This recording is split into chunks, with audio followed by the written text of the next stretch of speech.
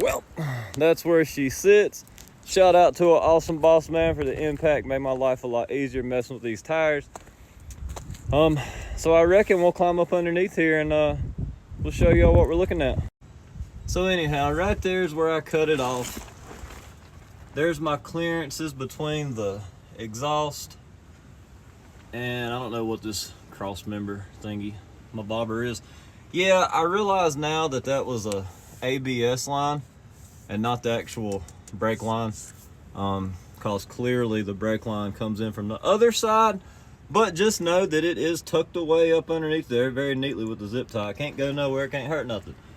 So yeah, this is that's pretty much it. Got the springs back in it, as you can see, both sides.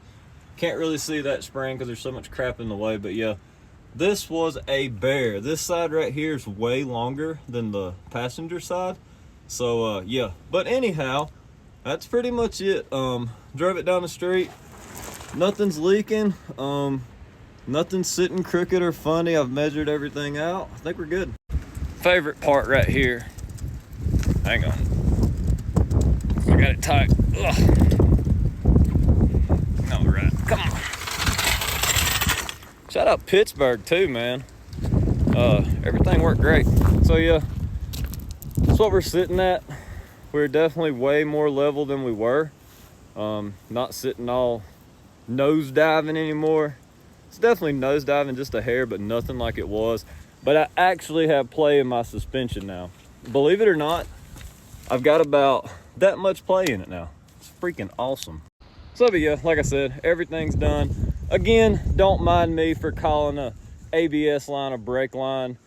I was kindly wondering why in the world it was made of like that rubbery stuff. I'm like, that's so odd. Everything I've ever worked on is like that metal stuff.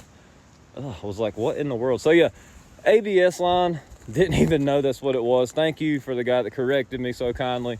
But yeah, so here we are. That's the bump stops removed, the bracket removed, and now I have a little bit of play in the rear end. Let me tell you, if you can get you a little bit of play in the rear end, you can have that front end static and it's still a much better ride quality. Like, it's actually comfortable to drive now. Whereas before it would just bounce on the front and bounce in the back. Now the front just kind of does this a little bit. Not bad at all. I like it. So yeah, I suggest if you want to go like sketchy low and have a little bit of play in the rear end, just go on YouTube, figure out how to cut them brackets off, watch my videos, whatever you need to do. Don't call brake lines ABS lines, you'll get called out for it. And I can't drive no Ford. You probably drive a Ford, by the way.